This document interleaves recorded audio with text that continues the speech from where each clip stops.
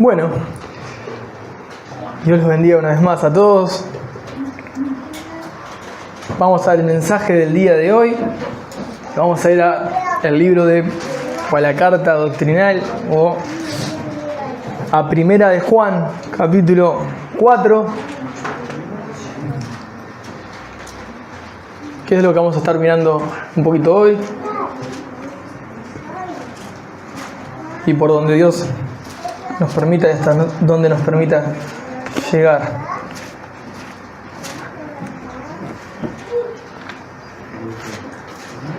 Primera de Juan 4.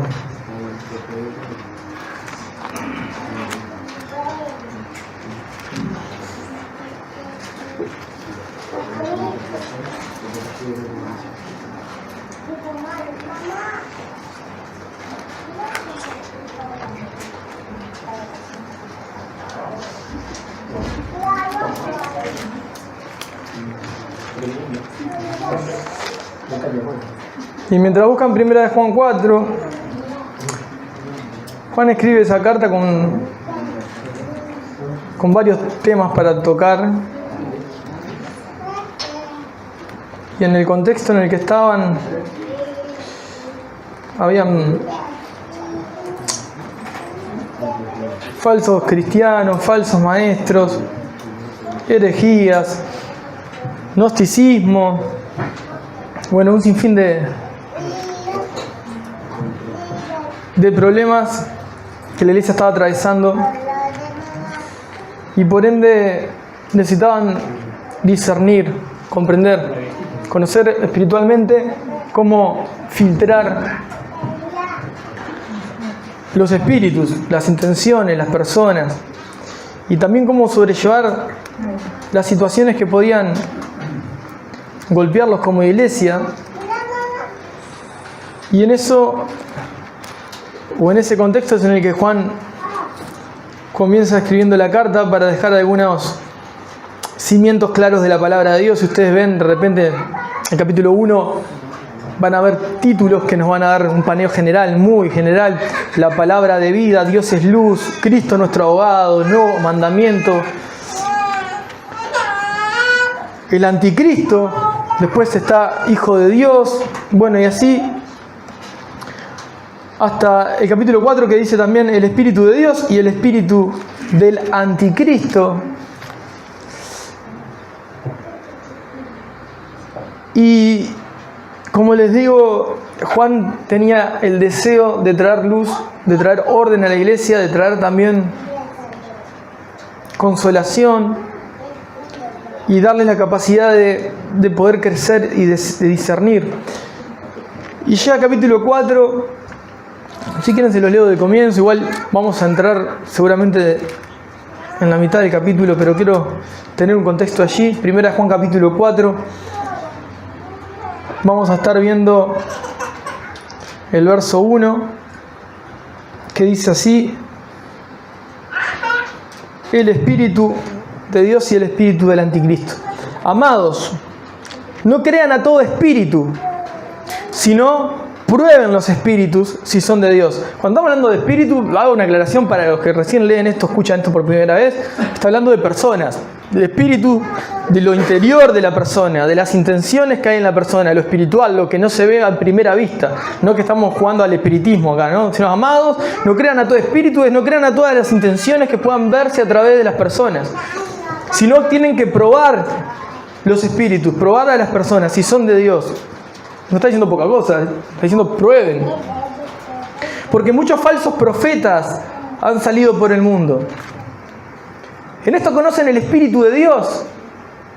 Todo espíritu que confiesa que Jesucristo ha venido en carne, que estuvo caminando en su ministerio terrenal, en carne y hueso, es de Dios. Y todo espíritu que no confiesa que Jesucristo ha venido en carne, no es de Dios, y este es el espíritu del anticristo, el cual ustedes han oído que viene y que ahora ya está en el mundo. O sea que el espíritu del anticristo, la forma de llevar adelante la distorsión del evangelio por medio de falsas enseñanzas, ya estaba en el momento que Juan estaba escribiendo esto a la iglesia. Hijitos, ustedes son de Dios y lo han vencido al anticristo. Porque mayor es el que está en ustedes que el que está en el mundo. Ellos son del mundo, los falsos profetas. Ellos son del mundo, por eso hablan del mundo y el mundo los oye. Nosotros somos de Dios. El que conoce a Dios nos oye.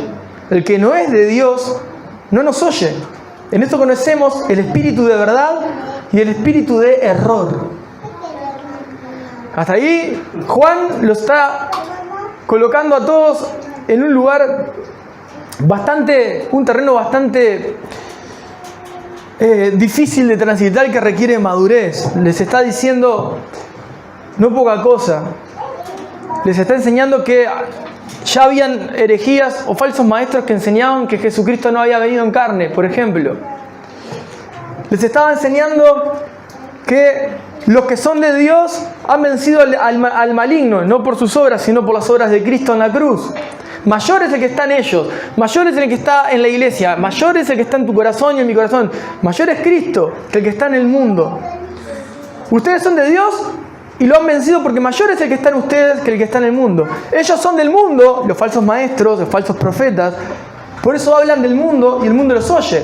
O sea, las personas que está hablando Juan están dentro de la iglesia diciendo ser seguidores de Cristo, diciendo ser que son cristianos y hablan, pero los que los escuchan, esas personas que se reunían y se juntaban y les seguían, eran personas que realmente no estaban ni conociendo a Cristo ni siguiendo a Cristo, sino siguiendo a ese hombre o a esos hombres que enseñaban enseñanzas totalmente destructivas o antropocéntricas o desde cualquier otra índole que quitaban el mérito y la gloria de Cristo en todo lo que enseñaban. Por eso dice, nosotros somos de Dios. Juan decía, nosotros somos de Dios. El que conoce a Dios nos oye. O sea, los que realmente están siendo llamados por Dios cuando nos escuchan al hablar, nos están escuchando y nos están prestando atención y entienden que lo que hablamos son palabras de Dios. El que no es de Dios no nos oye, no nos presta atención, no retiene, no tiene interés, no entiende, no quiere entender, no cree necesitarlo. En esto conocemos el espíritu de verdad y el espíritu de error.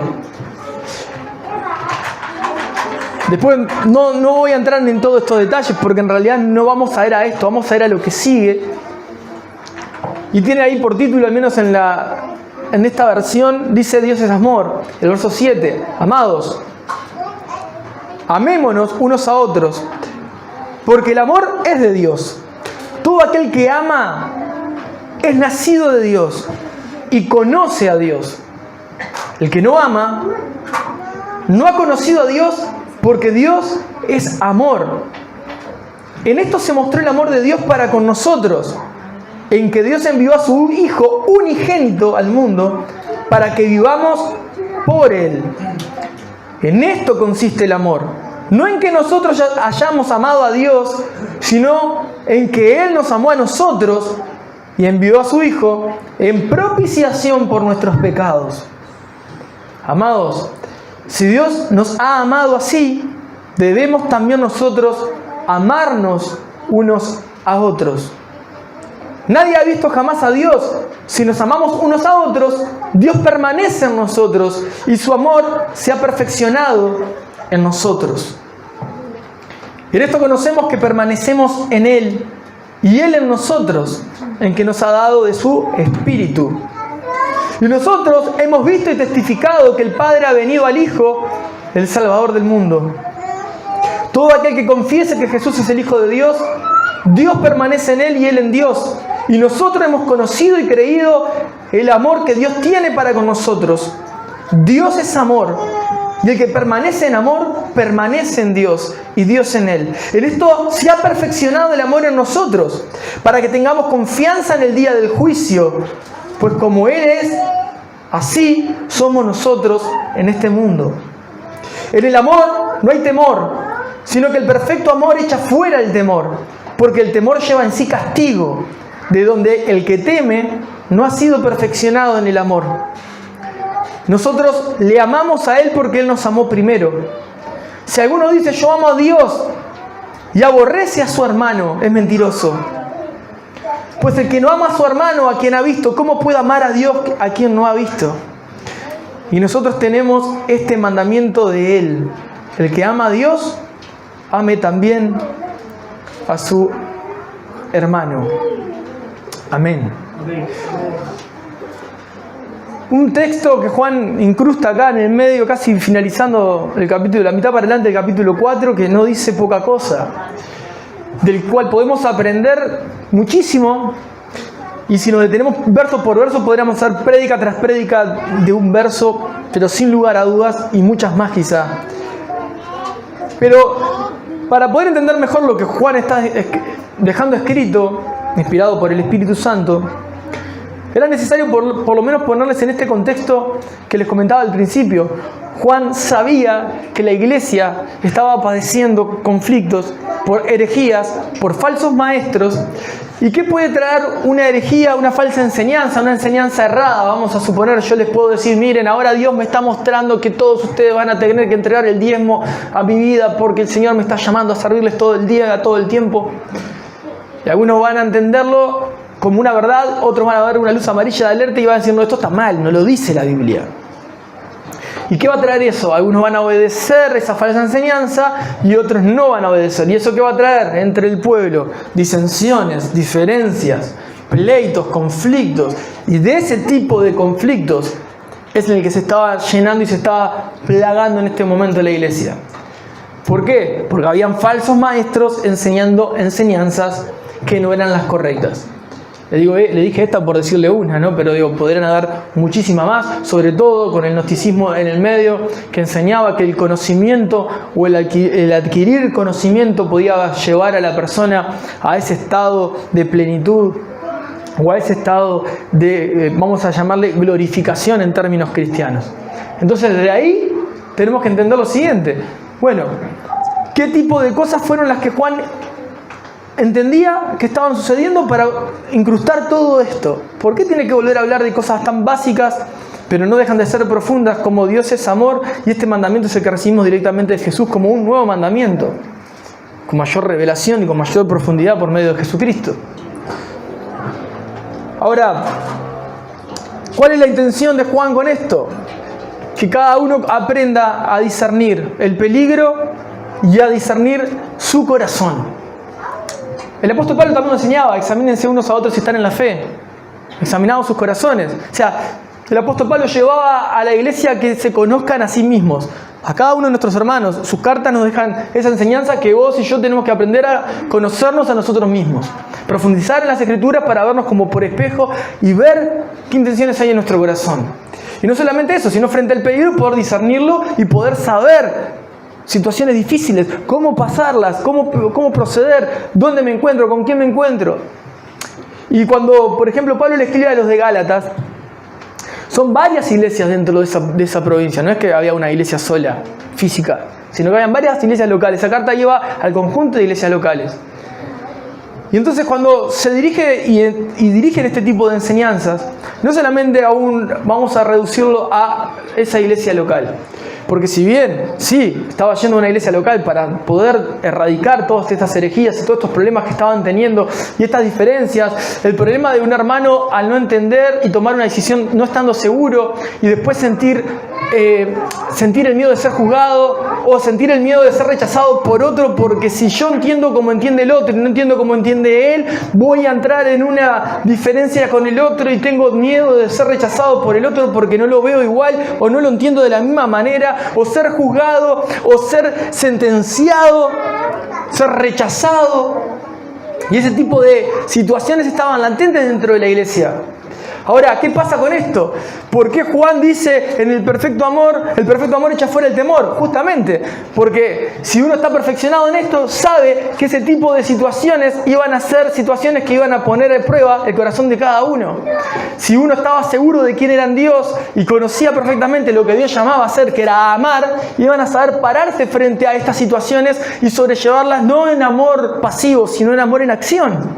Y van a demostrar verdaderamente lo que Juan les estaba escribiendo. Por eso los que tenían un amor perfeccionado no tenían ningún tipo de temor al rechazo, al juzgar, a la condenación, porque estaban perfeccionados en eso. Podían salir adelante de esa situación. ¿Por qué? Porque sabían perfectamente quién era Dios. y cómo Dios se manifestaba. Y cómo se manifestaba Dios por medio de su iglesia. Podían ver a los falsos maestros, podían ver las situaciones y podían ver las disensiones entre ellos mismos y poder discernir perfectamente cómo proceder. Ahora,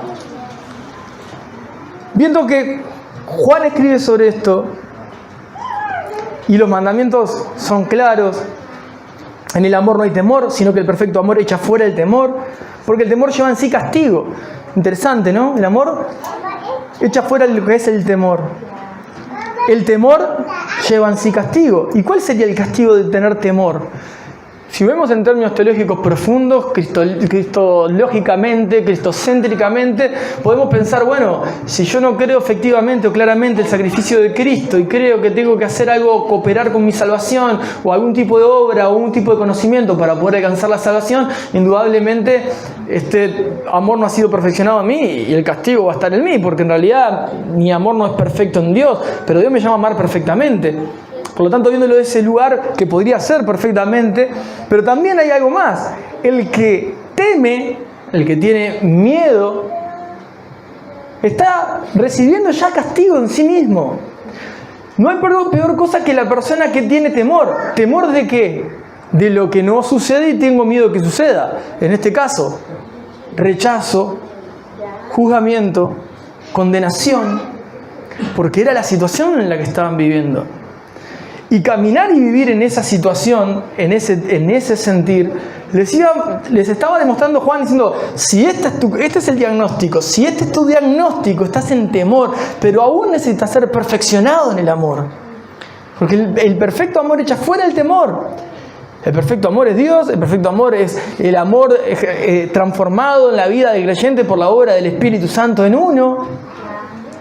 Y da evidencia de que uno, frente a las situaciones adversas, ha sido ejercitado y perfeccionado porque sigue amando por encima de todo. Miren, dice, nosotros le amamos a Él porque Él nos amó primero. O sea, me gusta como Juan siempre coloca, ¿no?, todas las situaciones hacia Cristo, hacia Dios. O sea, mirando hacia Dios. Ni siquiera es porque nosotros podemos amarlo primero a Dios. No, Él nos amó primero. Si alguno dice yo amo a Dios y aborrece a su hermano, es mentiroso. O sea, esto es fuerte. Si uno dice yo amo a Dios y aborrece, estamos hablando de ahí, literalmente no dice, uno dice yo amo a Dios, pero bueno, viste que el otro hermano, viste cómo es. No, está diciendo aborrece. Fíjate el punto que llegaban. ¿Por qué? Quizá esto no te está pasando acá, no te va a pasar quizás en toda tu vida, pero en ese tiempo donde la revelación de Cristo había sido completa y donde se estaban estableciendo los fundamentos del cristiano para poder vivir su día a día, había gente que se ponía bastante difícil de tratar y hasta gente daba su vida por un pensamiento que había entendido de lo que quizás dijo Juan cuando escribió la carta. Y muchos derramaron sangre. Por amor a Dios y otros por amor a sus propios ideales que levantaron en lo que leían. Entonces es como, puedo llegar a dar mi vida por un punto de vista que no va a cambiar en nada el fundamento cristiano, pero yo voy a ir igual y voy a matarlo al otro porque el otro no piensa igual que yo. Lamentablemente eso llegó a existir en la historia. Y vos acá lo lees y bueno, y yo pienso capaz que porque, no sé, viste que mi esposa está difícil tratarla. No, eso es una cosa que es una niñería. Acá cuando Juan escribe esto dice, el que aborrece a su hermano es un mentiroso. Y vos quizás decís, sentir odio por una persona, dígase cristiana y entiende que comparte la misma fe. Bueno, eso existió y lamentablemente hoy existe. Quizá, si podemos aliviar el término aborrecer, podemos verlo también desde el lugar como el Señor enseña que, aún pensando en el corazón, ¿no?, o en tu mente, codiciando, cuando dice, si codicias en tu corazón a una mujer, no, obviamente que no sea tu esposa, estás codiciando en tu corazón, en tu mente, ya estás adulterando, como llevando el adulterio no solamente a un tipo de acción visible, sino a la mente y al corazón. Entonces, si vemos el aborrecer al hermano, es una acción visible, no es un sentir interno. Hoy yo pensaba, ¿no?, en la cantidad denominaciones y corrientes que tenemos dentro del cristianismo y cómo muchísimas personas en su gran inmadurez abrazan cual partido político su corriente, ¿no? Colocando a los que no caminan en la misma línea por debajo de su vida, diciendo, son menos que nosotros, son pocos, no entienden tanto, no viven tanto. Algunos les llaman fríos y a otros les llaman emocionales, a otros les llaman secos, a otros les llaman maníacos. Entonces tenés una persona que está demostrando un rechazo a su hermano. Y quizás si le decís, eso es odio, lo estás desplazando completamente, no lo estás amando, es el antónimo totalmente del amor. Y así, no, yo lo amo, solo oro para que Dios le dé la misma luz que yo tengo y puedo entender. Es un nivel de soberbia enorme. Eso lo vamos a ver también un poquito más adelante. Entonces, en estos términos está escribiendo Juan. Términos profundos, fuertes, duros. Si alguno dice yo amo a Dios y aborrece a su hermano, es mentiroso. Pues el que no ama a su hermano, a quien ha visto, ¿cómo puede amar a Dios a quien no ha visto? Le está diciendo, bueno, ustedes están teniendo tipo de problemas en realidad que no tendrían que existir y que existen por causa de su amor no perfeccionado. No tendrían que estar en tela de juicio. Llegar a ese punto en el que estaban algunos de odio, para llegar a ese punto de odio, en un celo no santo, aunque creen muchas veces, ¿no? Las personas que llegan a ese punto de histeria, de euforia, entienden que es por amor al nombre, ¿no? Amor al nombre de Dios. En realidad es una espiral descendente, ¿no? Llegan a un punto de oscuridad muy, muy grande. ¿Y cómo cierra el capítulo 4? Diciendo el 21, y nosotros tenemos este mandamiento de Él, de Jesús. El que ama a Dios, ame también a su hermano. En medio de un conflicto eclesial, teológico, de enseñanzas, falsos maestros y posiciones dentro de los más débiles que tenían que ponerse porque vos sos de acá o sos de allá, Juan no estaba dando vueltas con nada. Están diciendo, ¿amás a Dios? Amá a tu hermano. O sea, esto quiere decir, por encima de las diferencias, amá a tu hermano. Vamos a ver un poquito más esto, porque, bueno, hoy titulaba el mensaje, no estaba ahí, pero yo titulaba el mensaje lo fácil que es perdonar y pedir perdón. Porque imagínense el daño que podían estar recibiendo muchas personas en ese lugar, en esas iglesias donde la enseñanza estaba siendo diluida, donde estaba siendo adulterada. Niños que crecían en ese lugar creyendo que lo que se estaba enseñando era lo correcto y cuando crecían empezaban a ver que en realidad estaba todo mal donde crecieron, donde creyeron que era verdad, donde creyeron que estaba bien. Y de repente se encontraron que en realidad estaban en un lugar envueltos de mentira. La cantidad enorme hasta el día de hoy de sectas y de lugares que se disfrazan con nombre de iglesia que están para robarle a las personas o herir a las personas o abusar de las personas emocionalmente, ¿no? Vamos a decir espiritualmente, materialmente. Y los daños que podían llegar a ver. Y cómo podía Juan tratar de detener todo esto de manera que ninguno de ellos se pierda o termine negando la fe en Jesús. La cantidad de heridas o más o peor aún, la cantidad de personas que enseñaron el error creyendo que era una verdad, hicieron un gran daño y después encontraron con la verdad misma y dijeron, yo enseñé todo el tiempo esto y era una mentira. Que de hecho, para traértelo al tiempo de hoy, tenemos una cantidad de personas, gracias a Dios que Dios les ha dado la luz, que salieron de una iglesia como la falsa iglesia de la Universal o de Dios es Amor, o otra cantidad de iglesias en las cuales la raíz está mal porque se enseña desde otro lugar y no desde las Escrituras. Donde hay manipulación, donde hay robo, donde hay destrato, donde hay un sinfín de enseñanzas cerradas y donde se coloca al hombre por encima de otros, no de manera piramidal. Y fíjate que en ese lugar, por la gracia de Dios, muchos han abierto los ojos y se han dado cuenta que han estado en el error. Y han sabido salir de ahí, pedir perdón y apartarse del error. Otros también que entienden que están en un error, pero no salen por comodidad o por temor. porque no han sido perfeccionados en el amor. Porque si aman verdaderamente van a confrontar con amor, con vehemencia, con pasión, pero confrontar con la verdad de Dios.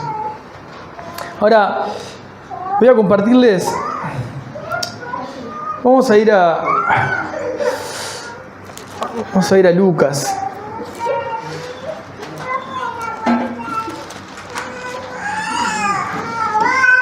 Y de Lucas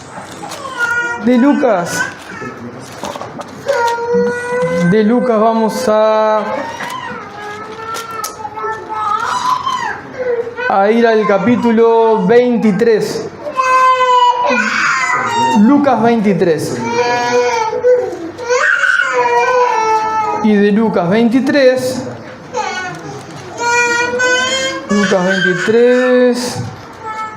vamos a ir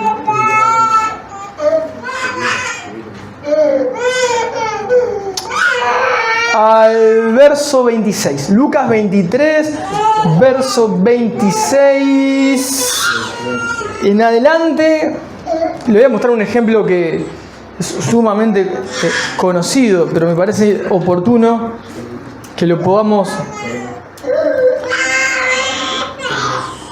ver, para entender un poquito lo que Juan estaba buscando, de buscar unidad en la iglesia y de traer luz y traer discernimiento.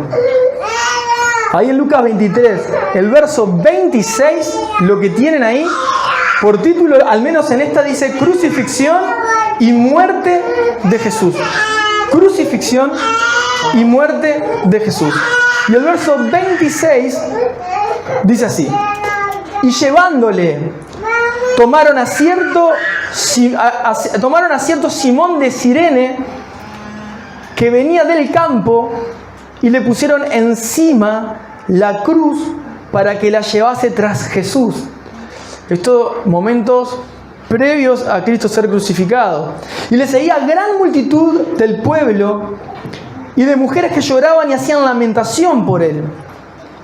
Pero Jesús, vuelto hacia ellas, les dijo: hijas de Jerusalén, no lloren por mí, sino lloren por ustedes mismas y por sus hijos.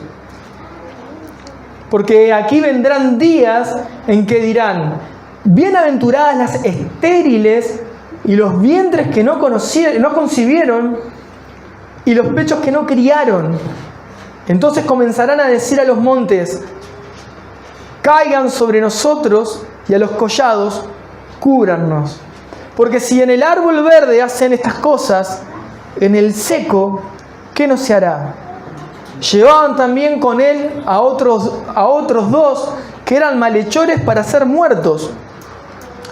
Y cuando llegaron al lugar llamado de la Calavera, le crucificaron allí, y a los malhechores, uno a la derecha y otro a la izquierda. Y Jesús decía: Padre, perdónalos, porque no saben lo que hacen.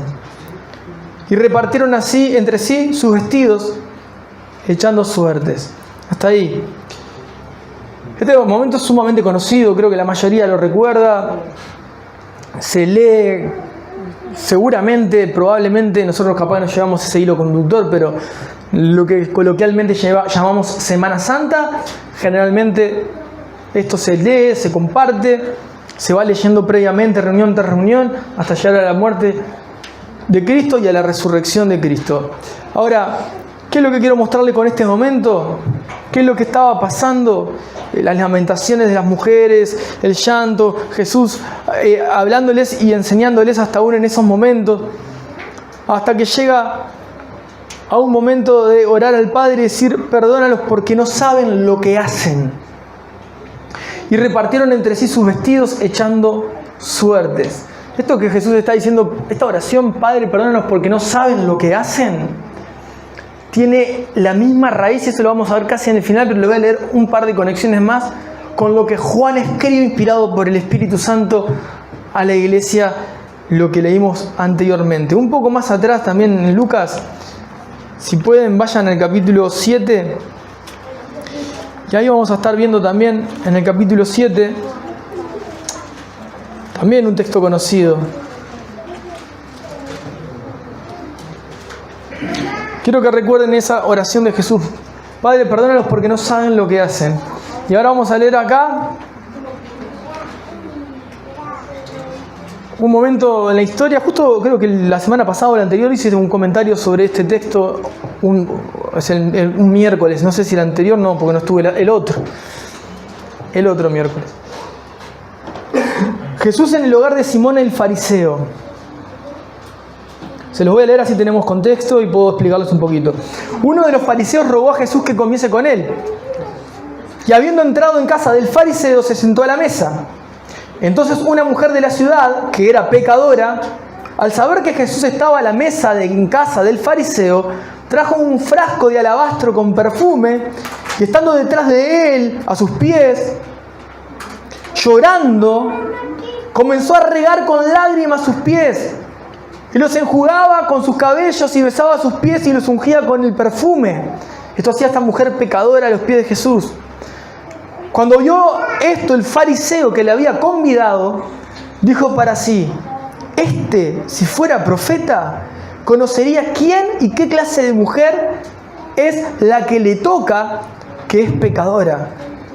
Miren esa forma de razonar del fariseo para adentro, ¿no? Para sí mismo. Juan nos estaba escribiendo cómo tenemos que discernir los espíritus, y este fariseo conocedor de la palabra, ¿no? Miren cómo discernía él. Si fuera profeta, si fuera un profeta de Dios, conocería quién y qué clase de mujer es la que le toca, que es pecadora. Entonces respondiendo Jesús le dijo: Simón, una cosa tengo que decirte. Y él le dijo: di, maestro. Un acreedor tenía 2 deudores. El uno le debía 500 denarios y el otro 50. Y no teniendo ellos con qué pagar, perdonó a ambos. Di pues, ¿cuál de ellos le amará más? Respondiendo Simón dijo: pienso que aquel que perdonó más. Y él le dijo: rectamente ha juzgado. Y vuelto a la mujer, dijo a Simón: ¿ves esta mujer? Entré en tu casa y no me diste agua para mis pies, mas ésta ha regado mis pies con lágrimas y los ha enjugado con sus cabellos. No me diste beso, mas ésta, desde que entré, no ha cesado de besar mis pies. No ungiste mi cabeza con aceite, mas ésta ha ungido con perfume mis pies. Por lo cual te digo que sus muchos pecados le son perdonados, porque amó mucho. Mas aquel a quien se le perdona poco, poco ama. Y a ella le dijo: tus pecados te son perdonados. Y los que estaban juntamente sentados a la mesa comenzaron a decir entre sí: ¿quién es este que también perdona pecados? Pero él dijo a la mujer: tu fe te ha salvado, ve en paz. Qué momento, ¿no? Jesús, con un conocedor de la ley, con un hombre que entendía las verdades y cómo tendría que funcionar todo, pero no podía discernir lo que estaba sucediendo frente a sus ojos con Jesús. ¿Por qué? Porque el corazón de esa mujer que era pecadora estaba en el lugar correcto. Un corazón de adoración.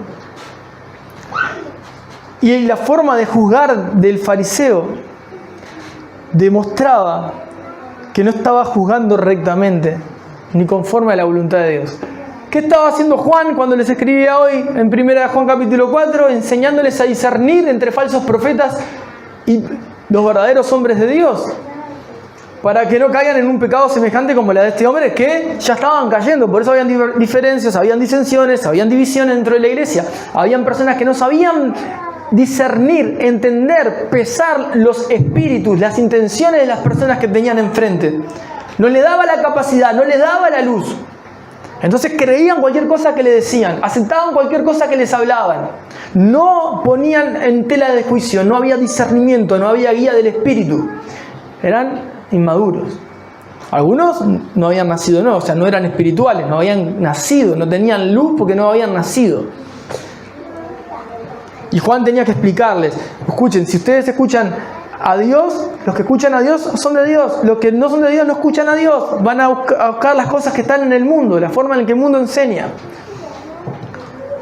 Ahora, esta mujer, dice Jesús en el verso 47, Jesús le dice al fariseo: te digo que sus muchos pecados le son perdonados porque amó mucho, mas aquel a quien se le perdona poco, poco ama. Curioso e interesante, ¿no? Porque parece que hace una vara de medir en valores, pero no va a que si Dios te perdona muchas cosas que hiciste mal, vas a amarlo más, y si te perdonó poco porque viste pocas cosas feas, vas a amarlo poco. No, está diciendo que la mujer tenía un entendimiento claro y profundo de cuán pecadora era. Y como entendía la profundidad de su pecado y cómo era de pecadora, por eso amaba mucho. Porque había encontrado el perdón en Jesús de sus muchos pecados. Entonces ella realmente amaba mucho. Y hay una conexión entre amar, perdón y arrepentimiento maravillosa. El fariseo, en cambio, que se sentía que era un justo bárbaro y un fenómeno, no amaba. Ni siquiera tenía el mínimo detalle de honrar al maestro. Lo tenía ahí sentado. Nada. Que hago un paréntesis para con sus vidas, como les compartía hoy antes de comenzar la prédica. Hermanos, lo que Dios les haya dado a ustedes es para entregarle a Él. Este hombre lo sentó a la mesa, pero nada de lo que hizo esta mujer, que realmente lo que demuestra es una devoción y una adoración a Cristo sincera, lo había hecho este hombre. Y Jesús se lo dice en la cara. Jesús le está diciendo: miren, Simón, ¿ves a esta mujer? Entré a tu casa y no me diste agua para mis pies, mas esta ha regado mis pies con lágrimas y lo ha enjuagado con sus cabellos. No me diste beso, mas esta desde que entré no ha cesado de besar mis pies. No ungiste mi cabeza con aceite, mas esta ha ungido con perfume mis pies. Por lo cual te digo que muchos de sus muchos pecados le son perdonados porque amó mucho, mas aquel a quien se le perdona poco, poco ama.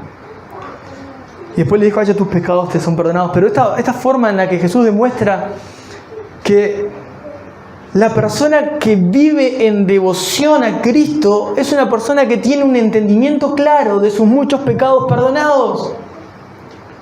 Pero no solamente tiene un entendimiento de sus muchos pecados perdonados, sino que hay una actitud en la vida, frente a la misma vida, que evidencia que eso está en ella como persona, ¿no? Es consciente de que realmente era una persona pecadora. Cómo esta persona es consciente y cómo actúa, demuestra lo externo, lo que está sucediendo en su interior. Lo mismo que sucede cuando Juan escribe: el que dice que ama a Dios y aborrece a su hermano es mentiroso. El que dice que ama a Dios tiene que amar a su hermano. ¿Qué le está diciendo Juan a la iglesia que estaba en disensiones, en divisiones, en pleitos, en diferencias, con heridas, con juzgamientos, con condenaciones, con perseguimientos de afuera de la iglesia y dentro de la misma iglesia? Ustedes tienen que saber que tienen que ser perfeccionados en el amor. Y el amor es una manifestación externa, en acción a lo que sucede dentro de uno. Pero eso no puede suceder si verdaderamente no hay una conciencia profunda de cuán pecadores somos. No podemos mirar con ojos de compasión a nadie si primero no tenemos una profundidad de quiénes somos nosotros a la luz de la palabra y quién es Dios para nosotros. Pero les voy a leer uno más, que también he conocido. Hechos capítulo 7.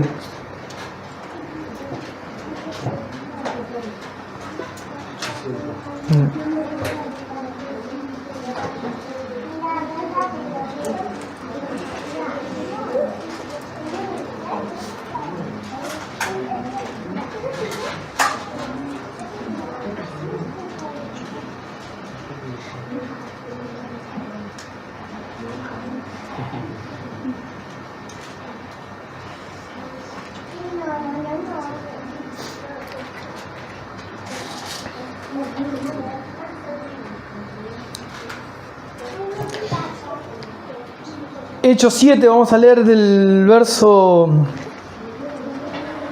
51. Ahí estamos en un momento en el que Esteban, diácono de la iglesia,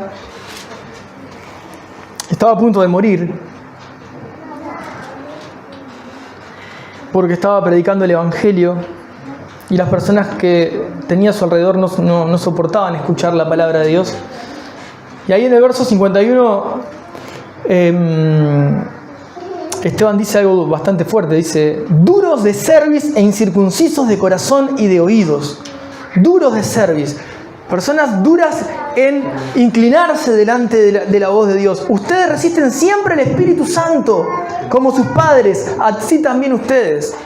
Personas que escuchaban a Dios, estaban escuchando la voz de Dios y no tenían un corazón reverente a la voz de Dios. Se endurecían frente a la voluntad de Dios. Y Esteban dice, duros de cerviz e incircuncisos de corazón y de oídos. Ustedes resisten siempre el Espíritu Santo, como sus padres, así también ustedes. ¿A cuál de los profetas no persiguieron sus padres? Y mataron a los que anunciaron de antemano la venida del justo, de quien ustedes ahora han sido entregadores y matadores. Ustedes que recibieron la ley por disposición de ángeles y no la guardaron, oyendo estas cosas, se enfurecían en sus corazones y crujían los dientes contra él. Pero Esteban, y presten atención a esto, lleno del Espíritu Santo, puestos los ojos en el cielo, vio la gloria de Dios y a Jesús que estaba a la diestra de Dios. Y dijo, he aquí, veo los cielos abiertos y al Hijo del Hombre que está a la diestra de Dios. Entonces ellos, dando grandes voces, se tapaban los oídos y arremetieron a una contra él. Y echándole fuera de la ciudad le apedrearon, y los testigos pusieron sus ropas a los pies de un joven que se llamaba Saulo. Y apedreaban a Esteban mientras él invocaba y decía, escuchen, Señor Jesús, recibe mi espíritu. Y puesto de rodillas Esteban, clamó a gran voz, Señor, no les tomes en cuenta este pecado. Y habiendo dicho eso, durmió. Lo estaban apedreando, le estaban desfigurando la cara a pedradas. O sea, yo veo estas historias y veo mi vida día a día, y mi vida es una cosa que no tiene sentido, me da hasta vergüenza ir a orar. Estaba siendo muerto en tiempo real allí, apedreado, y él, ¿qué dijo? Señor, no le tomes en cuenta este pecado que están haciendo contra mí. No le tomes en cuenta este pecado. No le tomes en cuenta este pecado. Jesús que dijo, Padre, perdónalos porque no saben lo que hacen. Ahora, ¿cómo conectamos estas tres situaciones que le comparto con Juan en el capítulo 4? Pues bien, para poder amar en una iglesia que estaba en disensión, y esto no se lo aplica a un momento de iglesia local, esto aplica en la vida, en las familias que tienen diferencias o tienen personas a las que tienen sentimientos contra ellos de odio o de rencor o de falta de perdón, o en los núcleos laborales o en los núcleos familiares, fuera del núcleo familiar principal, sino entre tíos, sobrinos, nietos, lo que quieras colocar. Esto aplica en todas las áreas de la vida. No es que soy cristiano y me llevo bien con mis hermanos en la fe y con el pastor, pero odio a mi padre. ¿Se entienden? O sea, no, con mi madre no hablo más, no le escribo nunca más. No, con mi tío ya está, pero no desde un lugar, porque hay dos posiciones, eso también hay que aclararlo, no desde un lugar que estás buscando tu bienestar espiritual, porque si tenés un golpeador, un abusivo, un maltratador o alguien que te va a generar tropiezo en tu vida, le vas a poner un filtro. Ahora, si sale de un corazón que está resentido, herido, con rencor o con odio, en el peor de los casos, como dice Juan, el que odia a su hermano es un mentiroso, ahí tiene que haber un arrepentimiento. Y la forma de yo pensaba esto, ¿no? ¿Cuántas personas pueden estar en esta situación y cuántas personas bíblicas tengo? Y está lleno de relatos bíblicos en los que las personas estaban en la situación que estaba la iglesia cuando Juan les escriben, con sentimientos de odio, con rencores, con disensiones, vivían su vida de esa forma. Y los síntomas, Juan decía, tienen que ser perfeccionados en el amor, el perfecto amor echa fuera el temor, porque el que está perfeccionado en el amor no tiene castigo ninguno, pero el que no está perfeccionado lleva en sí castigo. Es un castigo vivir así. Vos ves las personas que van en la vida día a día con que todavía sufro porque, no sé, mi hija ya no está conmigo y ella me trataba mal y nunca le pedí perdón y ya pasaron 40 años y siguen con el mismo corazón y no, y porque él era malo conmigo y ahora no está mal. Sí, pero escuchá una cosa, se están yendo los años y vos no salís de ese estado. Eso no es normal. No es normal. No está bien. Y tenés personas que tienen el sentimiento y reviven el momento, ¿viste? Y es un odio, y es un rencor, y es un dolor. Sí, está bien, hay gente que va a sufrir y que puede recordar y puede caerse la lágrima, puede llorar, puede sentir todo lo que está bien eso. Pero recordar otra vez y otra vez y otra vez, eso es falta de perdón. Y grábenselo en la frente o en su mano derecha, pero eso es falta de perdón. Y te puedo asegurar que las personas caminan con mucho más falta de perdón de lo que creen. Y el cristiano camina con mucho más falta de perdón de la que cree. Ahora, yo tengo un montón podríamos, pero se va a ir muy largo, pero le voy a compartir algunas cosas.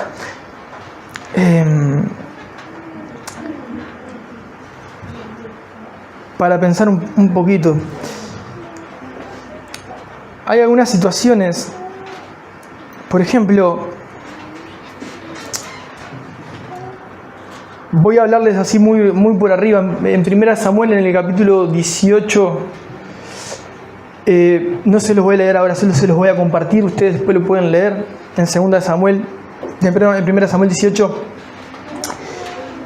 Tenemos ahí una parte en la que Saúl empieza a ver al rey David, que aún no era rey, empieza a ver a David desde un lugar bastante errado. Él se subleva y se llena como de una especie de... No había llegado a la ira en ese momento manifestada, pero después la manifiesta como una reactividad emocional, como una especie de ataque de emoción. ¿Por qué? Bueno, porque Dios estaba usando a David y no estaba usando a Saúl. ¿Y qué parece? Bueno, se enfurece, persigue a David por celos, reacciona con ira, con violencia. Entonces, cuando nosotros no somos perfeccionados en el amor,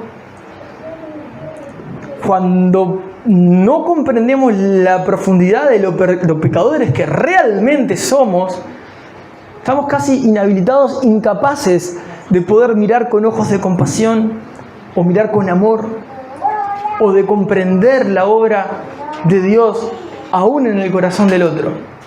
Por ejemplo, le voy a poner otro ejemplo. Cosas que pasan en los corazones que no comprenden el perdón, no comprenden el amor, o no pueden, porque no están perfeccionados en esto. Bueno, les decía el ejemplo de Saúl. Otro ejemplo, recontra conocido un tiempo después. David tuvo un tema ¿con quién? Con su hijo Absalón. ¿Qué pasa? Bueno, guarda resentimiento contra su padre. ¿Por qué? Porque por la injusticia hacia su hermana Tamar. ¿Qué lleva? Bueno, Absalón se rebela en rebelión contra su padre.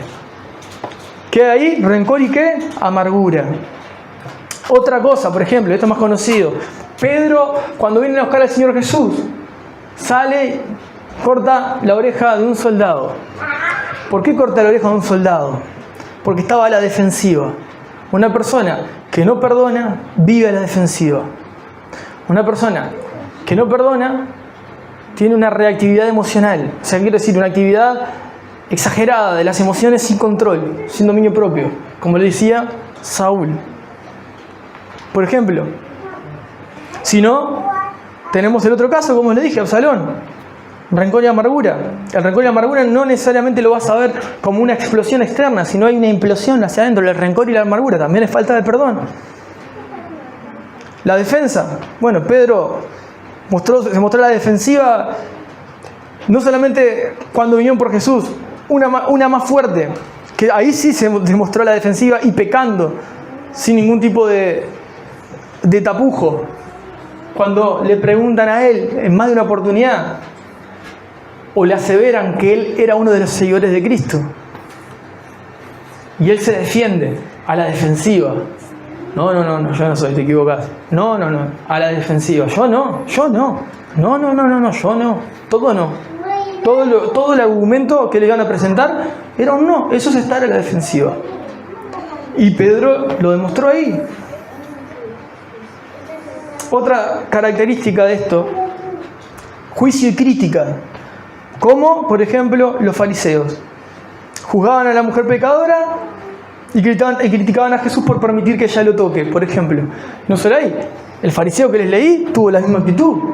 Este no sabe ni quién es. Si supiera quién es, lo primero que va a hacer una persona en esta condición es poder criticar el estado de la otra. Si vos ves personas que no son perfeccionadas en el amor, que no tienen el ejercicio del perdón y no entienden la dimensión de su pecado y no manifiestan compasión, siempre tienen por la franja de su franja de moralidad por debajo al común denominador de la mayoría de las personas. Porque su forma de expresarse hacia ellas es desde la crítica no constructiva, sino desde la crítica destructiva. Colocarlos en inferioridad.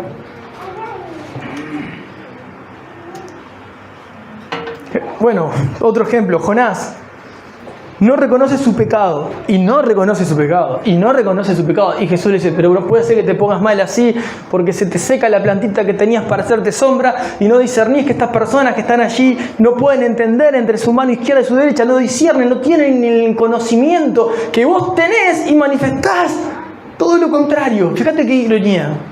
Un Jonás, profeta de Dios, enviado a profetizar a Nínive, se ofende, se enfusca, se entrompa, se pone abajo de una calabacera y quiere morirse porque Dios no va a hacer lo que yo quiero, lo que yo espero, y porque no funciona como yo quiero y como yo espero. Esto tiene que funcionar así.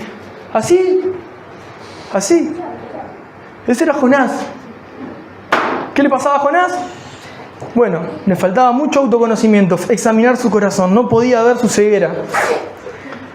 Por último, obviamente una persona que no ha sido perfeccionada en el amor tiene dificultad de lo que venimos hablando. Dificultad para perdonar. De esto ya hemos predicado, ya se ha hablado también. Y tenemos en Mateo 18, por ejemplo, el siervo despiadado. ¿Qué pasó? Bueno, a él le perdonan una deuda, pero no le perdona la deuda de los que le deben. Maravilloso. Miren que eso conozco, no lo conozco a niveles de texto, lo conozco en carne viva, en carne propia, en la vida cotidiana, lo conozco. Lamentablemente está lleno de personas que reclaman perdón, reclaman compasión, reclaman, pero cuando les tocan no lo dan. No lo dan. ¿Dificultades de qué? Para perdonar. Ahora,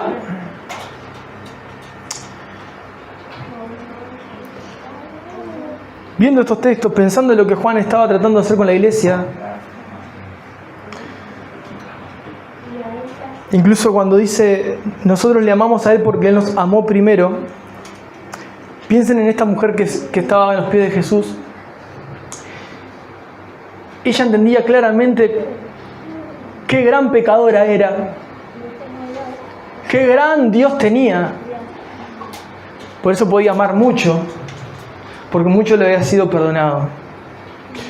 Y como les decía al comienzo, yo este mensaje lo titulaba lo fácil que es perdonar y pedir perdón, porque lo fácil está en esto.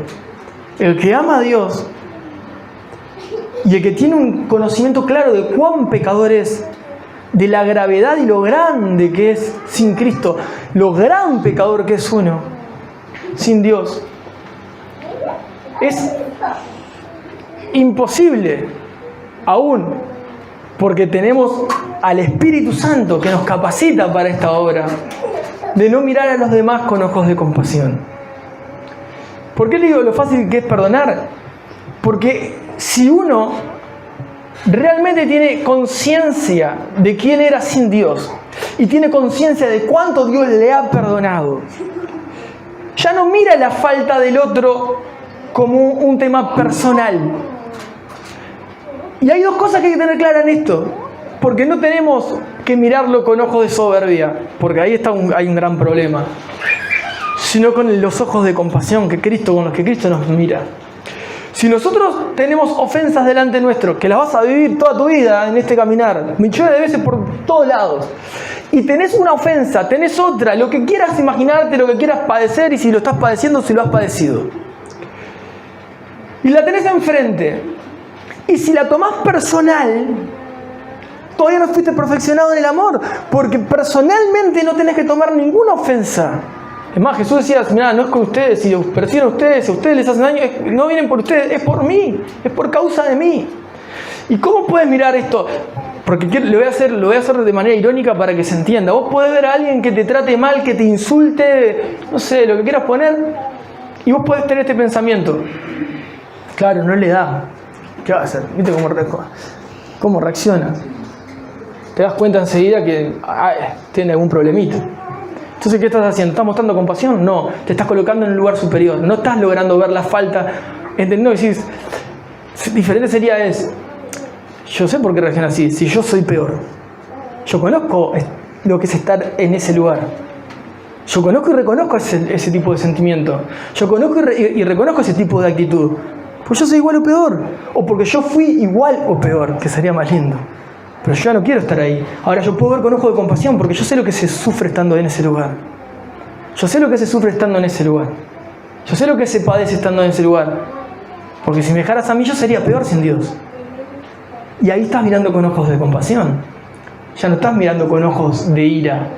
No estás mirando con ojos de falta de perdón. No estás mirando con ojos de superioridad. Sino estás mirando con un corazón compasivo. Un poquito más parecido a Jesús. Cuando Esteban, no le tomes en cuenta este pecado. ¿Cómo me están matando a pedradas, Esteban? Tienes que defenderte, tirarles algo por la cabeza. ¿Cómo tuvo la capacidad de eso? Porque él sabía cuán pecador era y cuán grande era su Dios. De todo lo que Dios le había perdonado. ¿Cómo voy a arremeter contra un pecador que perdona a los padres porque no saben lo que hacen? Cuando alguien peque contra vos, no tenés que mirarlo desde el lugar, yo soy espiritual, no entiende lo que pasa. No, eso es soberbia, eso es altivez, eso es más Satán que Cristo. Tenés que dolerte, no por lo que te hacen o te dicen o no te hacen o no te dicen. Tenés que dolerte porque estar así es horrible. El Espíritu Santo te capacita ¿para qué? Para que las balas no te entren. Y que las puedas ver como eso, como carencias de un corazón que no ha sido perfeccionado en el amor. Por eso Juan es tan drástico cuando dice, el que dice que ama a Dios y no ama a su hermano es mentiroso. Porque si lo aborrece, está negando el primer mandamiento con el segundo que no lo cumple. Y la forma de que lo puedo cumplir, ¿cómo es? Bueno, es tan fácil como llenarte de Dios. Llenarte del amor de Dios. El que no actúa bajo la ley del amor no ha sido perfeccionado en el amor. El que no obra visiblemente en el amor no ha sido perfeccionado en el amor. Y el que no ha sido perfeccionado en el amor lleva en sí castigo. ¿Por qué? Y porque sufre el no ser perfeccionado. El estar en ese estado no le permite avanzar. El estar en ese estado no le permite sanar. El estar en ese estado no le va a permitir llevar adelante nada con eficiencia o con libertad, porque en sí misma la persona está siendo prisionera de ese dolor, de ese temor, del rechazo, del juicio, de la condena o de sus propios sentimientos. Si alguno dice yo amo a Dios y aborrece a su hermano es mentiroso, pues el que no ama a su hermano, a quien ha visto, ¿cómo puede amar a Dios a quien no ha visto? Y nosotros tenemos este mandamiento de él, el que ama a Dios, ame también a su hermano. Y miren esto, porque es más profundo todavía y voy a tratar de cerrar acá, si no se va a ir muy largo.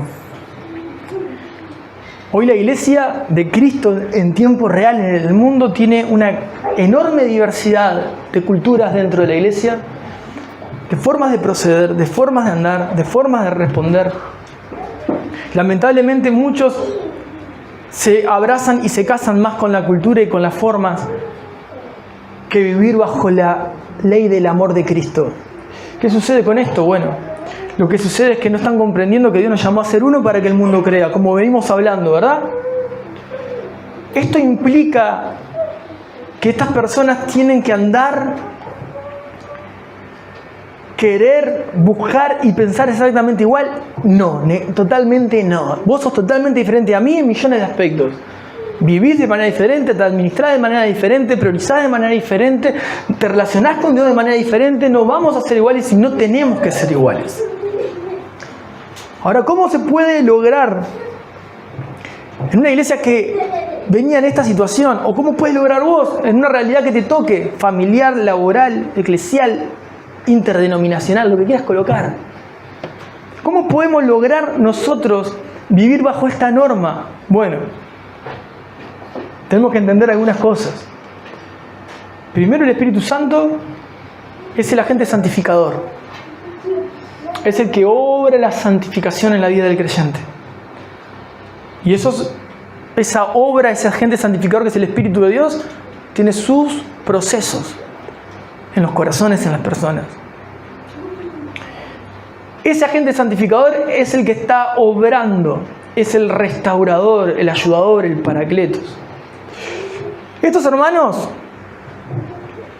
donde Juan estaba intentando que disciernan las falsas enseñanzas a los falsos maestros y que amaran por sobre todo aún por encima de las diferencias que estaban teniendo entre ellos porque tenían que buscar la unidad, muchos habían sido heridos, lastimados, traicionados, desilusionados, usados, maltratados, totalmente igual que la iglesia de Cristo hoy en día.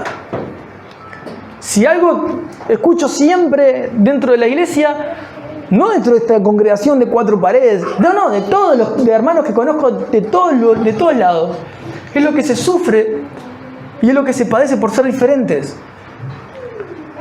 Y lo que poco se escucha, que es lo que espero que te pueda llevar hoy, es el comprender que hay que hacer un trabajo de relacionamiento profundo con Dios y en la obra del Espíritu Santo para poder mantener unidad por encima de las ofensas.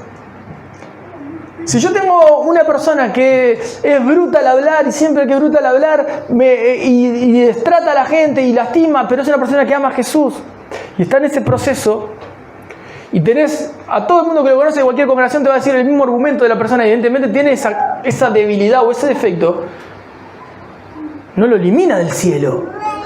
Si Cristo lo pagó con su sangre, lo compró con su sangre, derramó su sangre por él, ese hermano necesita que alguien le camine de cerca, que sea restaurado, que sea alentado, que sea santificado, ¿verdad? ¿Cuántos hermanos puede dejar por el camino lastimados? Capaz que vaya a saber, se habrá perdido la cuenta. Pero todo el resto, en vez de dejarlo al abandono, si esa persona está mostrando interés de cambio, tienen que estarle cerca. No es como desaparece. Si persistieran en el pecado sin ningún tipo de interés de arrepentimiento, indudablemente, hay que tomarle distancia. Ahora, ¿cómo podrías hacer si una persona, vamos a suponer en el peor de los casos que tenemos lamentablemente situaciones ahí dentro de la iglesia de Cristo, personas que llegan al divorcio pero después se congregan en diferentes lados? Espantoso, totalmente antibíblico, pero lamentablemente sucede. Y de repente esas personas se van a tener que encontrar porque tienen personas en común, gente en común, y una de las partes hizo mucho daño. Convivir con falta de perdón no hay chance. Acá dice que si tenés eso y tenés un sentimiento ajeno a lo que es amar hacia la persona esa, te estás parando en lugar de soy algo que no vivo. Digo ser algo que no vivo. Pero ¿qué necesita esa persona? Bueno, necesita seguir en su proceso de santificación, de restauración, en su relacionamiento con Cristo, igual que la otra parte que se pudo haber arrepentido y pudo haber seguido adelante en su proceso con Cristo. Pero lo bueno y lo necesario es cuidar el corazón sobre todas las cosas que se guarden, porque de él mana la vida. Entonces los corazones tienen que cuidarse, porque esos corazones se hirieron. Cuando me toca administrar personas que están para divorciarse, personas que están en adulterio, personas que están en un problema enorme, y tengo que, cuando digo ministrar, es estar ahí en consejería, escucharlos hablar, buscar que puedan seguir adelante, perdonarse. Eso lleva mucho tiempo. Ustedes piensan que son súper espirituales, que te perdoné, bueno, sigamos adelante, no pasó nada. Lleva mucho tiempo, mucha lágrima, mucho oído, mucho llanto. Y esas personas, cuando son levantadas por Dios nuevamente, ¿cómo se tienen que relacionar? Y se van a relacionar con buenos filtros, porque ya se conocen. ¿Cómo se logra eso? Volvemos a lo mismo. Amando a Dios. ¿Cómo se logra eso? Comprendiendo cuán pecadores somos. ¿Cómo se logra comprender cuán pecadores somos? ¿Y cuán grande es el amor de Dios? Bueno, contemplando la obra de Cristo en la cruz. yo creo que sepas que vos sos pecador y yo soy pecador. Igual. Y si yo me tengo que poner a medirme, seguramente yo sea peor que vos. Peco todos los días como pecas vos. Lo que no quiero es practicar el pecado. Lo odio. No me agrada. No quiero saber nada con él. Pero una cosa sé. Yo no puedo mirar a las personas y no quiero mirar a las personas por debajo mío. Yo las quiero mirar igual que yo o superiores a mí mismo, como Cristo me enseña. Y cuando están en falta, trato de pensar en esa persona como si fuese yo decir, che, pero eso yo lo conozco de primera mano, yo sé cómo se siente eso. Yo sé cómo se vive así. Y mis pensamientos más profundos son peores quizás. Entonces, si yo logro tener ese sentir frente a las adversidades y las diferencias, no voy a responder con un corazón cerrado, herido.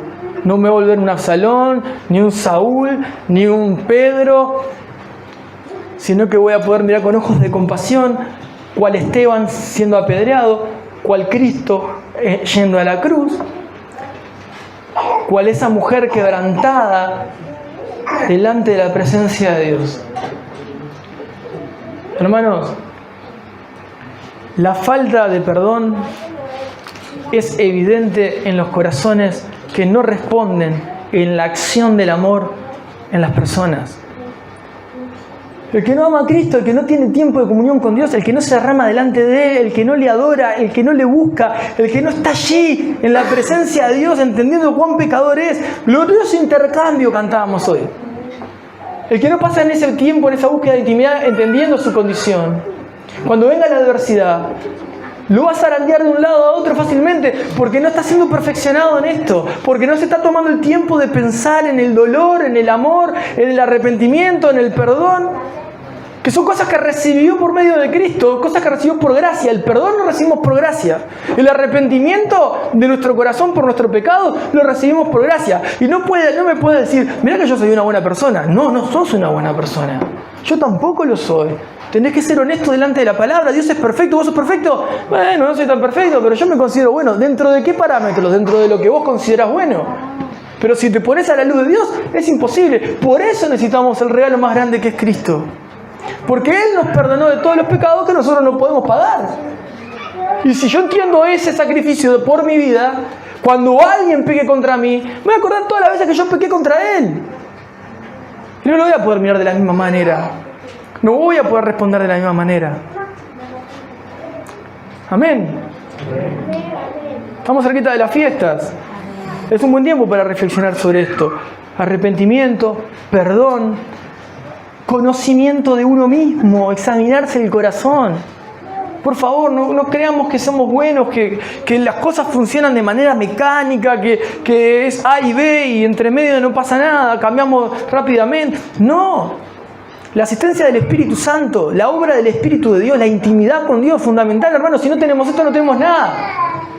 Si no tenemos tiempo de oración, no tenemos nada. Si no estamos delante de Dios, si no experimentamos su presencia, si no estamos delante de Él, quebrantados delante de Él, si no pasamos tiempo, no sirve de nada, sos un fariseo más.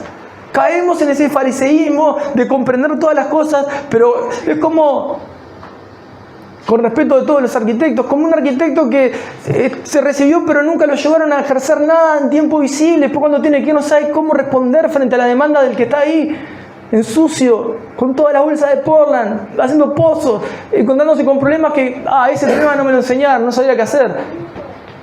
¿Entienden? Tiene que haber un balance entre las dos cosas. Entre lo que nosotros comemos y lo que nosotros aplicamos. Si esto se me mete en la cabeza para mirar a los demás por debajo mío, no entendí nada, y ni siquiera es la obra del Espíritu de uno. Es el corazón de uno no regenerado en muchos casos y en otros en la inmadurez tremenda. Tengan 5, 10, 15, 20, 30, 50 años en el Evangelio. Un neófito igual. Puede parecer un niño recién nacido en el Evangelio teniendo muchísimos años. En los mismos problemas de siempre, girando en los mismos asuntos, buscando siempre los mismos problemas y no cambian. Y vas a encontrarte lamentablemente en este camino mucha gente así. Pero tu actitud no tiene que ser la misma que tenés enfrente. Tenés que buscar la unidad, darles el crecimiento, buscarles el espacio, una escucha activa. ¿Qué quiere decir una escucha activa? Que si vos te pones y te reunís con personas a escucharse entre sí y pones a las personas a que se abran y se dialoguen, vos no solamente vas a aprender de la obra del Espíritu Santo en el otro, sino que vas a poder encontrar compasión y empatizar con la obra que Dios está haciendo en el otro corazón. Vos decís, mirá, tan pecador como yo. No me siento tan solo. Pero si eso no existe, no hay crecimiento, hermanos. No hay crecimiento. Así que tenemos todo para crecer. Tenemos la palabra más segura que es la palabra de Dios. Pero practiquemos la palabra de Dios. Busquemos al Señor para no caer en desesperaciones, no caer en amarguras, no caer en rencores, no caer en soledades.